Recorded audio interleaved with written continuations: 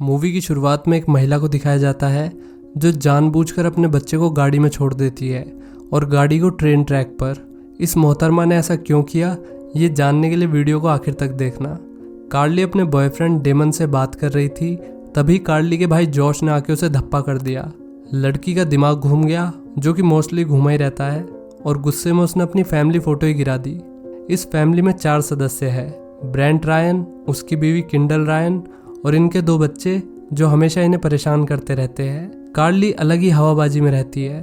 इसके माँ बाप को डेमन के साथ चल रहे इसके चक्कर से भी काफ़ी ज़्यादा दिक्कत है, क्योंकि डेमन युगांडा वासी है और इसके माँ बाप पक्के racist, so they don't accept Damon. Josh हर वक्त मस्ती करता रहता है, जिस वजह से इसका बापू कभी कभी सोचता है कि ये कंजर पैदा ही ना हुआ होता तो कितना अच्छा होता, लेकिन वो अपने इमोशंस को दबा लेता है। इधर किंडल अपनी बेटी कार्ली को स्कूल छोड़ने जा रही थी।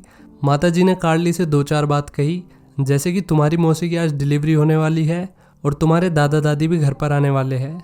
कार्ली भी लाइक अच्छा ठीक है। इससे हमें पता चलता है कि माँ बेटी का रिश्ता ऐसा ही है जैसा अन्नू मलिक और म्यूजिक का। घर में जोश उदम काट रहा था और मेड की बेटी सब्जी काट रही थी। तभी जोश को कुछ आवाज़ आई। इधर जोश की माँ योगा सीख रही है। इतनी बेकार योगा तो रामदेव बिना सिखा तो। आज डेमन का MTS का एग्ज़ाम था। अभी भी एग्ज़ाम ख़त्म होने में 1 घंटा बचा हुआ था। फिर भी एग्ज़ाम सेंटर के बाहर पेरेंट्स ऐसे खड़े थे जैसे कि हम भंडारे की लाइन में खड़े होते हैं। उनकी शक्लें देख के लग रहा था जैसे कि उनमें से कोई भी सुबह हल्का होकर नहीं आया। इधर कार्ली और उसकी दोस्त देखती है कि स्कूल में भगदड़ मची हुई है। सिक्योरिटी गार्ड मिलके एक औरत को पकड़ रहे हैं जो अपने बेटे को लेने आई थी। स्कूल के मेन गेट पर हल्ला मचा हुआ था। पेरेंट्स पागलों की तरह अपने बच्चों को बुला रहे थे। पेरेंट्स को काबू करने के लिए सिक्योरिटी फोर्सेस भी गेट पे लगी हुई थी। ये लड़का अपनी माँ की तरफ बढ़ने लगा। टीचर ने उसे रोकने की कोशिश भी की, लेकिन पेरेंट्स के ग्रुप ने लड़के को खींच लिया। अगले ही पल लड़के की माँ ने कार की चाबी से लड़के को मार डाला। इस वक्त सब शौक में थे। अब पेरेंट्स गेट फांदकर अंदर आने लगे। किसी वजह से पेरेंट्स अपने बच्चों की जान के दुश्मन बन गए थे। पेरेंट्स अपने बच्चों को ही मार रहे थे। इसका मतलब जिसके पेरेंट्स आज स्कूल नहीं आए वे बच्चे सेफ थे, जैसे कि कार्ली और उसकी दोस्त। स्कूल ग्राउंड में पेरेंट्स ने भयंकर तबाही मचा दी। मतलब जाके बाप ने आज तक योगा ना करी, वो यहाँ पर सुरेश रैना की तरह डाइव मार रहा है। आखिर ये सब हो क्या रहा है? इस बात से कार्ली और उसकी नशेड़ी दोस्त को कुछ लेना देना नहीं है। इसे तो बस नशा करने से मतलब है। इसकी मॉम भी घर पर थी, जो कि बिल्कुल अच्छी बात नहीं है। कार्ली ने थोड़ी देर में चेक किया तो उसे पता चला कि इसकी दोस्त तो नर्क सिधार चुकी है। इधर डेमन भी घर आ चुका था। उसके टीवी पर स्टैटिक नॉइज दिखाई दे रही थी। तभी उसका डैड वहां पर आ गया। हद तेरी बाण का लल्ला मारू। डैड क्या हो गया आपको? और दिन तो आप मुझे बेल्टों से मारते थे, तो आज ये बदलाव क्यों? उसका डैड उसे मारने के प्रयास में खुद ही मारा गया। दूसरी तरफ कार्ली की माँ किंडल अपनी बहन की डिलीवरी देखने के लिए हॉस्पिटल आई थी। वहाँ उसने न्यूज़ देखी जिसमें जेफ बेजोस जैसा दिखने वाला शख्स हाल ही में हुए हमलों के पीछे की साइंस समझा रहा था। नेचुरली माँ बाप अपने बच्चों को लेकर प्रोटेक्टिव होते हैं। अगर उनके इस नेचुरल फिनोमिना को किसी तरह रिवर्स कर दिया जाए तो वे ही अपने बच्चों के लिए सबसे ज़्यादा खतरनाक हो जाएंगे।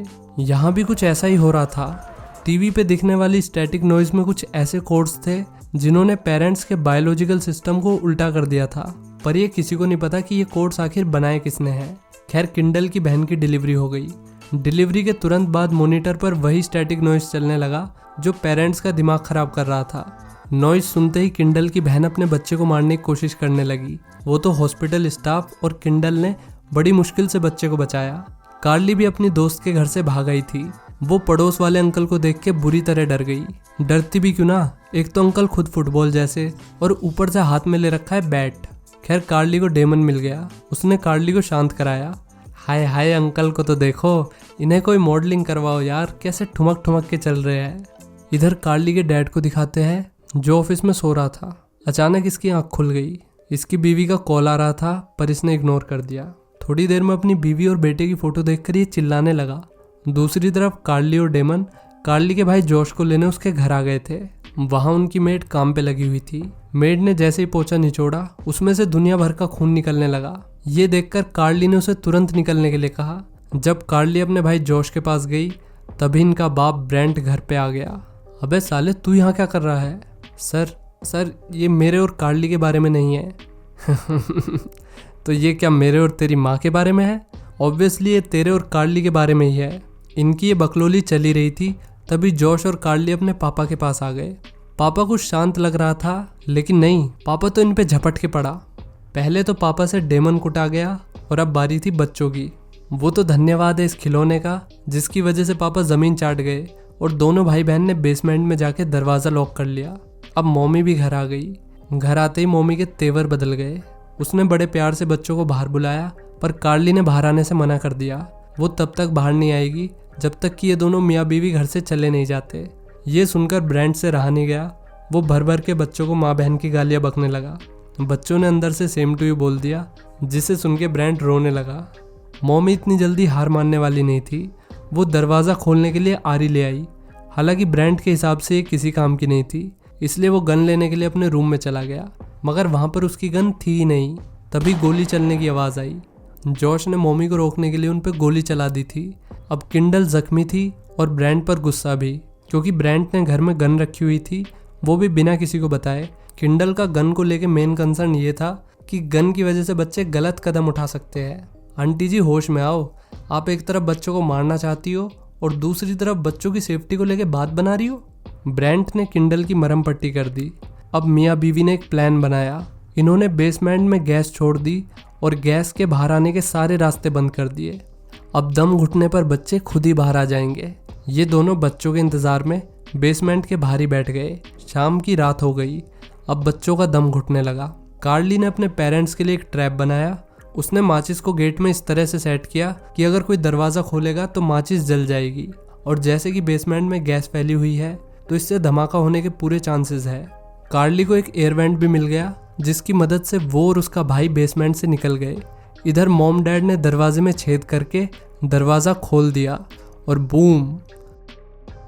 अब आया ना स्वाद। अब डैडी के तो कुत्ते फेल हो चुके थे, पर मॉमी अभी भी अपनी हरकतों से बाज नहीं आई। उसने कार्ली को ढूंढ लिया और वो उसके पीछे पड़ गई। वेट। जब किंडल को गोली लगी थी तो ब्रेंट ने उसकी मरहम पट्टी करी और उसकी जान बचाई, लेकिन जब ब्रेंट जख्मी हुआ तो किंडल उसे ऐसे ही छोड़कर चली गई। अब लड़के ना हमारे साथ ऐसा ही होता। खैर मॉम कार्ली के पीछे पड़ी हुई थी। वो तो शुक्र है कि ये नोबिता की औलाद अपनी नींद पूरी करके टाइम पे आ गया। इसने और कार्ली ने मिलके मॉम को अलमारी में बंद कर दिया और अब ये दोनों यहाँ पर चुटकुले छोड़ रहे हैं। एक बार मैं दही लेने जा रहा था। जल्दी से फालतू जोक मारने का प्रसाद मिल गया। अब डैडी भी उठ चुके थे। ये दोनों बच्चों को मारने ही वाले थे, तभी डोरबेल बजी।